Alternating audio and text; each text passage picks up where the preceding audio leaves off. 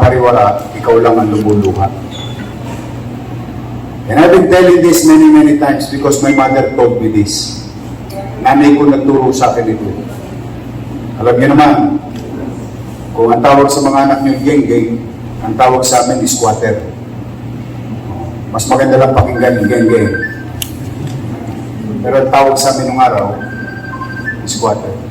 Pero may pinipig sa akin ng nanay ko. Ang sabi ng nanay ko, hindi ka makakapamili ng magulang at mga kaanak sa mundo. Pero pwede ka makapamili ng kaibigan.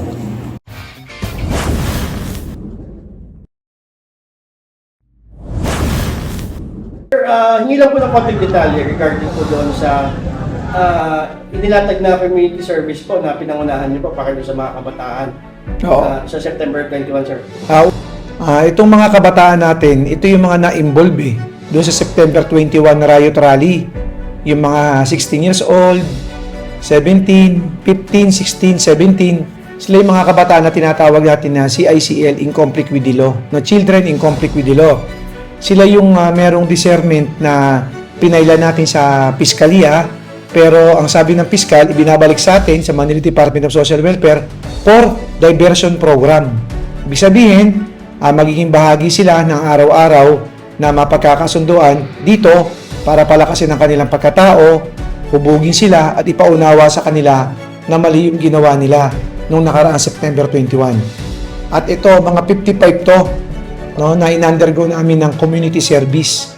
Naglingkod sila dito sa Maynila kung saan nakatuwang namin sila sa paglilinis. Pero yung paglilinis nila, hindi naman talaga linis na talaga pahihirapan sila, hindi. Ito yung linis na nagpintura lang kami, nakasama yung mga magulang din nila, tsaka sila, yung mga na mayroong vandalism, yung mga marurumi, at tumulong din sila sa pagwawalis. At ito, mangyayari once a week o twice sa loob ng 2 buwan.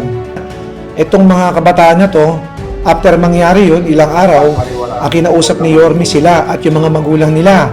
At nagkaroon ng kasunduan, nasusundin siyempre yung utos ng piskalya na community diversion, ibinalik namin sila sa mga magulang nila habang ang pamunuan namin ng Manila Department of Social Welfare ay i-monitor sila at i-involve sila sa mga gawain na makakalimutan nila yung mga pangyayari na kung saan sila na-involve at itataas pa natin yung antas ng pagkatao nila na hindi maapektuhan ng kaligtasan at kalusugan nila. Diyan mo makikita, Brian, na talagang ang ating alkalde na si Yorme merong pagmamahal, malasakit sa lungsod ng Maynila at tumutupad sa batas na merong compassion din sa pagbibigay serbisyo sa mga taga Maynila.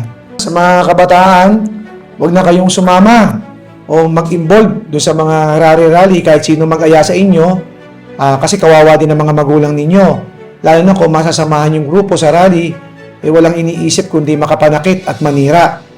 Siyempre, at the end of the day, magulang nyo pa rin ang nasa tabi ninyo at ang sisirain ninyo at ang gagawa nyo na hindi tama, yung lungsod nyo rin.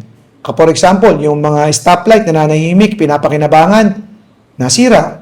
Yung mga flower pot, mga flower box, nasira. O diba, sinupin na lang natin ang lungsod ng Maynila.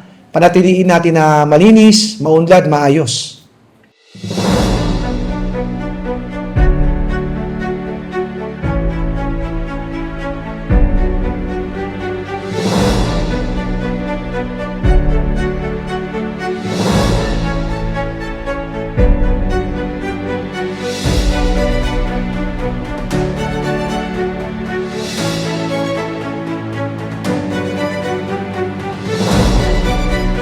Ano lang to, sandali lang to, bro. Mga 1.5 hour lang to Isang oras kalahati lang to.